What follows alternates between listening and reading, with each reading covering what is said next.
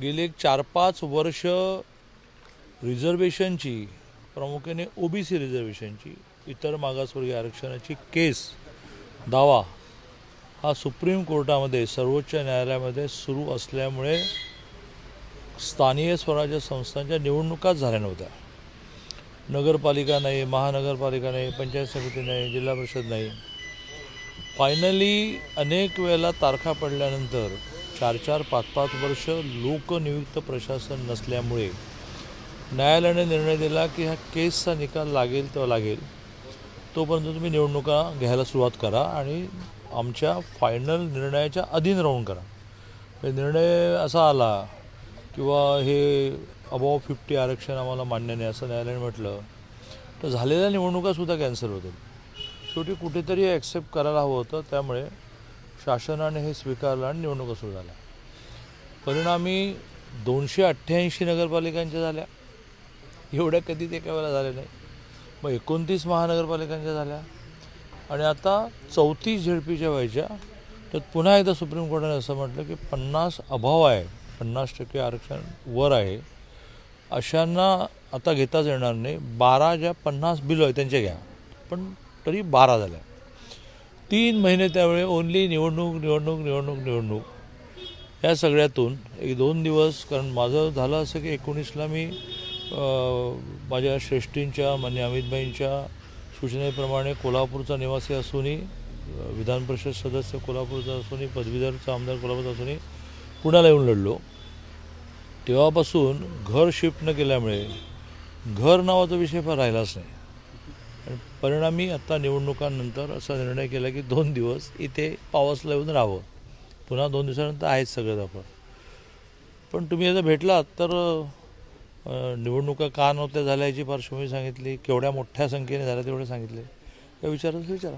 सुनेत्राबाईंनी तुम्ही काल एक सल्ला दिलात की दादांप्रमाणे आदरयुक्त धाक. सल्ला देण्या इतका मी मोठा नाही.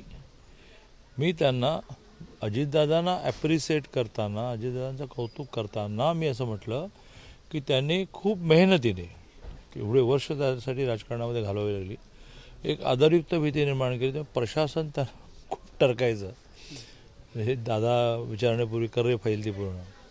मी त्यांना असं म्हटलं आता हे सगळंच तुमच्याकडे आलं आहे, तर तुमच्याकडे आल्यामुळे तुम्हाला पण एक आदरयुक्त भीती निर्माण करायला लागेल, नाही तर हे प्रशासन तसं सहजासहजी कोणाला जुमानत नाही. तर सल्ला नाही, विश्लेषण जास्त आहे. दादा, अजितदादांच्या अपघाती निधनानंतर आता राजकारण सुरू झालेलं आहे आणि रोहित पवारांनी सुद्धा काही आरोप प्रत्यारोप केलेले आहेत. तर याकडे काय, हा घातच आहे असं रोहित पवारांचं म्हणणं आहे. सर, मी वारंवार ही मांडणी केली आहे की लोकशाहीमध्ये कोणालाही काही म्हणायला परवानगी, त्याला लोकशाही म्हणतात. फक्त ह्या देशामध्ये 47 नंतर 19 महिने, 75 ते पुढे 19 महिने असे गेले, 75-77, की ज्यात स्वर्गीय इंदिरा गांधींनी आणीबाणी आणली. हे तुम्हाला मला विचारायला परवानगी नव्हती, लगेच आत टाकलं असतं, लिहायला परवानगी नव्हती. तो 19 महिन्याचा कालावधी सोडला तर ह्या देशामध्ये कोणालाही काही संशय व्यक्त करायला परवानगी आहे, आरोप करायला परवानगी आहे, काय पाहिजे ते करायला परवानगी आहे.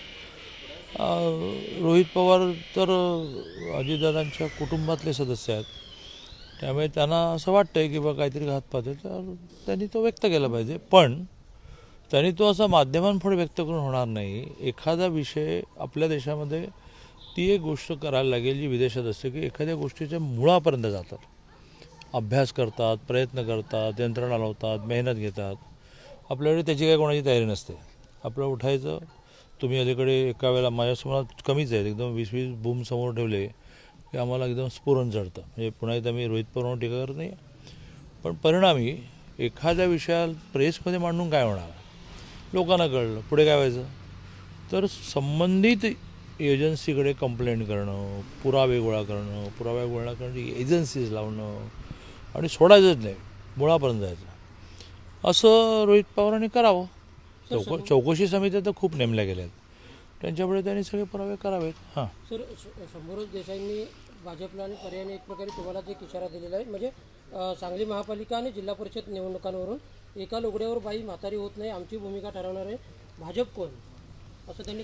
शंभूराज देसाई हे माझे मित्रही आहेत, माझे नेतेही आहेत, आणि त्यामुळे मित्राला काही बोलता येतं तसं ते बोलले असतील, मला त्याचा राग बिलकुल नाही. माझं म्हणणं एवढंच आहे की राजकारणामध्ये सगळं गणित हे भावनेशी जोडलेलं जसं असतं तसं संख्येशी जोडलेलं असतं. ज्या वेळेला 19ला सरकार गेलं त्यावेळेला 161 जागा भारतीय जनता पार्टीच्या, शिवसेनेच्या आणि 29 अपक्ष 190 असूनही सरकार गेलं. का गेलं तर त्या 161 मधल्या 54 का 55 शिवसेनेने बाहेर जायचा निर्णय केला. मग संख्याबळ कमी झालं. मग आम्ही त्यांना कोसायचं का, त्यांना दोष द्यायचा का? त्यांनी त्यांचा निर्णय केला. पुन्हा एकदा त्या 54 मधले 40 जण तुम्ही बाहेर पडलात. मग इकडे 112चे 40 जोडल्यामुळे 162 झाले, 152 झाले. मग अजितदादांचे 40 जॉईन झाले. हे सगळं मग असं म्हणूया का की बा तुम्ही त्यावेळेला भावनेचा विचार का नाही केला. राजकारणामध्ये जी लोकशाही आपण स्वीकारली तर ज्याचा एक जास्त त्याचं सरकार. हां, आता ते कसंही करून करावं का बहुमत, हा परिस्थितीनुसार प्रसंगानुसार त्याचं वेगळं उत्तर असतं. तसं सांगली महानगरपालिकेमध्ये आधीच्या टर्ममध्ये सत्ता BJPची होती. BJPचे 1 नाही 2 नाही 3 नाही 43 जण होते. शिवसेनेचा एकही नव्हता. मला म्हणणं आहे काळाच्या वगैरे शिवसेनेची ताकद वाढली म्हणून तर आम्ही युती करायला तयार झालो. पण युती करत असताना 8 जागा आम्ही दिल्या. त्यात प्रत्येक वेळेला शिवसेनेचा कोणतरी एक वेगळा नेता, एक वेगळी यादी घेऊन यायचा. एक सेटिंग जे असतं ना, तयार झालेलं असतं की कोणाकोणाला कुठे कुठे उभं करायचं. एनिवे त्या खोलात मला जायचं नाही, तुमचं एवढं वेळी घ्यायचं नाही मला. तर त्यामुळे काही ती युती झाली नाही. मग ती युती झाली नाही तर त्यांनी एकदम 40-42 ठिकाणी उमेदवार उभे केले. त्यातून BJPचे अनेक उमेदवार पडले. नाहीतर BJPची 39 ती आली नसती. चांगले मागच्या वेळेसारखं 43, 45, 50, माझं तर म्हणणं होतं 55 झाले असते. चला उभे राहिलात. तुमच्या मतं खाण्यामुळे, तुम्ही मतं घेण्यामुळे BJPचे उमेदवार पडले. 2 तुमचे आले. आता हे तुमचं आणि आमचं म्हणणंही मनाला त्रास देणार आहे. आपण माहिती म्हणून एकत्र, पण 2 आले. मग त्या 2ला घेऊन इक्वल झाल्यामुळे आपण सरकार बनवायचं ठरवलं का तर 41 झाले असते. मग उपमहापौर तुम्हाला देणारच होतो. तेवढ्यात अजितदादांकडून निरोप आला. म्हणजे अजितदादा जाण्याच्या आदल्या दिवशी हे बोलणं झालं की बा मी माझे 16 देतो. आता आम्ही ते 16 घ्यायचे का तुमचे 2 घ्यायचे. तर आम्ही त्या 16ला हो म्हटलं आणि 16 असल्यामुळे त्यांना उपमहापौरपद दिलं. तुम्हाला देता आलं नाही. पण त्या 2 जणांना, ते दोघेही BJPचे डायरेक्ट ॲक्टिव्हिस्ट, पदाधिकारी. बावडेकर तर 4 वेळा BJPच्या तिकिटावर नगरसेवक झालेले आहेत. वनखंडे तर आमच्या अनुसूचित जाती मोर्चाचे अध्यक्ष. तरी ते शिवसेनेत गेले, शिवसेनेत चिन्ह लढले तर तुमचे नगरसेवक झाले. आता ते आमचे कार्यकर्ते. त्या दोघांना आपण असं म्हटलं की बा आता सगळं सेटिंग पूर्ण झालं. 39 अधिक 16 55 झाल्यामुळे 2ला काय द्यायचं हे आपण ठरवू. आणि लोकल लेवलला हा संवाद चांगला झाला आहे. आता यावर शंभूराज देसाईंना असं वाटतं की आम्ही फसवलं. आता असं फसवलं तर मग प्रत्येकच पार्टीचा 10 वर्षाचा 5 वर्षाचा इतिहास लिहिला तर कोणीतरी कोणाला तरी फसवलेलं आहेच ना. पण ती पुन्हा एकदा त्याच्यावर मी टीका करत नाही. कारण हे वारंवार म्हणणं असतं शिवसेनेचं की आम्ही बाहेर पडलो म्हणून तुम्ही मंत्री झालात. तर तुम्ही असं म्हणता, आम्हाला वेगळंही म्हणता येईल, पण आम्ही ते म्हणणार नाही. पण असं संख्येचं गणित हे तुम्ही वेळोवेळी जमवत राहिलातच ना. आणि त्यामुळे काही सांगलीमध्ये सहभागी करून घेत नाही असं नाही आहे. फक्त संख्या एकदम 39 अधिक 16 55 झाल्यामुळे उपमहापौर देण्याच्या ऐवजी आणखीन काही देऊ. साहेब, राष्ट्रवादीचे विलिनीकरण झाल्यानंतर, दोन्ही राष्ट्रवादीचे विलिनीकरण झाल्यानंतर अजित पवारांकडे सूत्र जाणार होती असं शरद पवार गटाचे प्रदेशाध्यक्ष शशिकांत शिंदेचं म्हणत आहे. असं आहे की मी एका आई वडील दोघेही गिरणी कामगार होते अशा कुटुंबातला मुलगा असल्यामुळे हे मोठमोठं राजकारण काही आपल्याला कळत नाही. आता काय झालेलं आहे की सगळ्या स्टोऱ्याच आहेत ना. थोडीच कोणी अजितदादांना विचारायला जाणार आहे.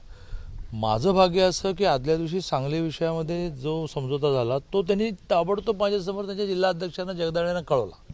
तर माझी पण पंचायत झाली असते. जगदाळे म्हणायचं की काय कोण सांगणार की दादा असं म्हणाले होते. पण माझं सुदैव दोघांना फोन केला त्यांनी. माजी महापौर त्यांचा सूर्यवंशी त्याला फोन केला. त्यांचा गटनेता केबिनच्या बाहेरच बसला होता महिनोदून भगवान. असं शशिकांत शिंदे म्हणाल्यानंतर कोण त्याचं खरं खोटं करणार. तर माझ्यासारख्याने अशा विषयात जाऊच नाही. दोन राष्ट्रवादी एकत्र येणार होते की नाही, त्यांचे प्रमुख सुप्रियाताई असणार होती का अजितदादा असणार होती, अजितदादा सुप्रियाताईच्या अंडर काम करणार होते का सुप्रियाताई अजितदादाच्या अंडर काम करणार होते, हे सगळं आता अजितदादा नसल्यामुळे चर्चा आहेत आणि त्या चर्चांमध्ये माझ्यासारख्या सामान्य माणसाने पडू नये. तर मनोज जरांगे यांच्या मुंबई आंदोलनानंतर लागू केलेल्या हैदराबाद गॅजेटनुसार केवळ 310 लोकांना कुणबी प्रमाणपत्र मिळालं. मग आंदोलन यशस्वी कसं झालं असा प्रश्न आता मराठा आंदोलकच विचारत आहेत. आंदोलन फसलं का अशी देखील चर्चा सुरू आहे. काही आंदोलन फसलं नाही. मनोज जरांगेंच्या आंदोलनामुळे खूप मोठ्या संख्येने हैदराबाद गॅझेटमध्ये काय झालं की हैदराबाद गॅझेटमध्ये व्यक्तीच्या नोंदी नाही आहेत, गटाच्या नोंदी आहेत. ह्या गावामध्ये 400 कुटुंब मराठी होती, पण त्या गावामध्ये 200 कुटुंब ही ओबीसी होती, 100 कुटुंब SC होती. मग कोणती की ज्यांना आपण ओबीसी म्हणणार, असा तो विषय असल्यामुळे हैदराबाद गॅझेटमधून किती जणांना मिळालं मला माहीत नाही. पण मराठवाड्यातल्या सगळ्या जिल्ह्यांमध्ये, शेवटी हा विषय मराठवाड्यापुरता जास्त आहे, बाकीच्या सगळ्या ठिकाणी कुणबी नोंदी सापडल्या आणि काही लाख मराठे हे कुणबी होऊन ओबीसी झाले. मराठवाड्यामध्ये अपार्ट पण हैदराबाद गॅझेट खूप नोंदी मिळाल्या. ॲज पर माय नॉलेज 48,000 वगैरे नोंदी मिळाल्या. एक नोंद ही 300 सर्टिफिकेट क्रिएट करते. मग त्यांच्या मुलांना मिळते, त्यांच्या चुलत भावांना मिळते, अशी ती क्रिएट होत होत 300 जणांना मिळते. आणि तसं विचार करता तर 12 लाख मिळाला. आता प्रत्येक नोंद आणि प्रत्येकच दाखला हा जात पडताळणीमध्ये व्हेरिफिकेशनमध्ये कन्वर्ट होतो असं नाही. दाखला मिळाला, पडताळणीमध्ये लक्षात आलं की हा दाखला, या दाखल्यावर तुम्हाला ही कास्ट देता येणार नाही, तर तो दाखला तुमच्याकडे असूनही तुम्ही त्याच्यावर निवडणूक लढवता, तुम्ही त्याच्यावर नोकरी मिळवता, तुम्ही ॲडमिशन मिळवता, ते सगळं कॅन्सल होतं. आणि मला असं वाटतं की थोडं सामाजिक चळवळींमधल्या सगळ्यांनी आता या सगळ्या कायदेशीर बाबींचा नीट अभ्यास केला पाहिजे. कारण सर्वसामान्य माणूस तुम्ही जे म्हणता त्याच्यावर विश्वास ठेवून मार्गक्रमण करत असतो. तर हैदराबाद गॅझेट म्हणजे काय? हैदराबाद गॅझेटमध्ये इंडिव्हिज्युअल चंद्रकांत सरस्वती बच्चू पाटील कुणबी अशी नोंद सापडली का? तर ती गठ्ठ्याने सापडली. मग हैदराबाद गॅझेटच्या मर्यादा आहेत का? माहीत नाही. हैदराबाद गॅझेटसाठी आणि एकूणच मराठ्यांना कुणबी सर्टिफिकेट येण्यासाठी रिटायर्ड जज शिंदेची समिती जी आपण केली ते बिचारे इतकं काम करतात. दिल्लीत जातात, हैदराबाद जातात, मग वेगवेगळ्या जिल्ह्यामध्ये जातात, ते खूप मेहनत घेत आहेत. त्यामुळे हैदराबाद गॅझेटमध्ये गठ्ठ्याने सापडलेल्या कुणबी नोंदी ह्या इंडिव्हिज्युअलला कशा शिफ्ट करता येतील याचा अजूनही कोणाला निर्णय करता आलेला नाही. दादा, मंत्रालयातील नरहरी झिरवळांच्या मंत्रालयातील कार्यालयावरच थेट छापा पडलेला आहे. परवान्याचे नूतनीकरण करण्यासाठी लिपिक राजेंद्र ढेरंगेनं 35,000ची लाच घेतली. असं आहे की मंत्री कार्यालयामध्ये जरी एखादा अधिकारी सापडला असेल तरी त्याचा मंत्र्यांकडे दोष जात नाही. याच्यासाठी शेवटी तो मंत्री कोणाकोणाला असं काय एक दुर्बीण घेऊन फिरणार का? चुकीचं झालं असं मंत्रालयात होता कामा नये, ही स्टेज येता कामा नये. पण ती एका माणसाने केलेला घपला आहे, त्याला त्याची शिक्षा होईल. पण एकदम मंत्रालयात कसं सापडलं, मंत्र्यांच्यामुळे कसं सापडलं, तर आता दिवसभरात मंत्रालयात येणारी संख्या काही हजार आहे. मंत्रालयात काम करणारा सरकारी नोकरवर्ग काही हजार आहे. म्हणजे मग हे होऊ द्यायचं का? हे झालं चांगलं झालं का? हे होऊ द्यायचं नाही, हे चांगलं झालेलं नाही, हे चिंताजनक आहे. पण घडलेली घटना जी आहे ती सदा सर्व काळ पैशाच्या मोहात पडणारी माणसं जी वाढली की ज्यांना स्मॉल इज ब्युटी नावाचं पुस्तक आहे, हे सगळ्यांना तर मराठी करून वाचायला दिलं पाहिजे की थोडक्यामध्ये मजा आहे. तर ते काही काही जणांचे बुका इतके असतात की त्यांचं काही पोटच भरत नाही, त्याला काय पवारांच्या अपघातावरून राष्ट्रवादीत अंतर्गत कलह पाहायला मिळतो. कारण अमोल मिटकरी, सुरज चव्हाण आणि रुपाली ठोंबरे यांनी अजित पवार यांच्या घातपात असल्याचा सूर लावल्यानं पक्षांतर्गतच नाराजी असल्याचं मिळतंय. तर सुनेत्रा पवारांचंही रोहित पवारांना समर्थन असल्याची चर्चा आहे. असं आहे, अजितदादांची राष्ट्रवादी, पवारसाहेबांची राष्ट्रवादी ह्या विषयात आता पत्रकारांनी पडू नये आणि अन्य कोणी पडू नये. त्यांना त्यांचं करू द्यावं. तर एक लास्ट प्रश्न, चंद्रपूर मधल्या महानगरपालिकेच्या महापौर आणि उपमहापौराच्या शपथविधी सोहळ्यावरून सध्या मुनगंटीवार आणि जोरगेवार यांच्यामध्ये आमचे प्रदेश अध्यक्ष अशा सगळ्या गोष्टी डील करायला म्हणजे हाताळायला खूप समर्थ आहेत. आणि आमच्याकडे एक शिस्त आहे की ज्याचं काम त्याने करायचं. रवीजी म्हणजे आमचे राज्याचे अध्यक्ष पाहतील काय. सर, एकनाथ शिंदे यांनी आदेश केलेले आहेत की बांगलादेशीमध्ये कारवाई करा. बांगलादेशी कारवाई करा. नाही नाही, अतिशय योग्य आदेश त्यांनी काढला आहे. याची अतिशय कठोर अंमलबजावणी केली पाहिजे. आज पुण्यामध्ये फर्ग्युसन रोडला चला, 90% 80% फेरीवाले बांगलादेशी आहेत. परत ते गप व्यवसाय करतील नाही, ते आपल्या मुलीबाळींशी चुकीचा व्यवहार करतात, त्यांना आकर्षण निर्माण करतात, त्यातून लव जिहादसारखे प्रकार होत आहेत. तेव्हा हा मोठा सिरियस विषय आहे. पुण्यात आता भारतीय जनता पार्टी सत्ता आली आहे. मध्ये 4-5 वर्ष प्रशासक राज होतं. आता मी आणि प्रामुख्याने माननीय मुख्यमंत्री महोदय देवेंद्रजींनी त्या सगळ्यांना आदेश दिला आहे, हे बिलकुल चालणार नाही. मी एकदा कारवाई झाली की 8 दिवस थांबतात, पुणे येऊन बसतात. त्यामुळे एकनाथजींनी अतिशय योग्य भूमिका घेतली आहे. देवेंद्रजींनी, एकनाथजींनी, आता सुनेत्रा वहिनींनी असे गावागावामध्ये आढावे घेतले पाहिजे. चेक करा सगळ्यांना. आता त्यातला एक मोठा प्रॉब्लेम काय असतो की असे बांगलादेशी सापडले की त्यांना बाहेर इंग्लिशमध्ये डिपोर्ट म्हणतात.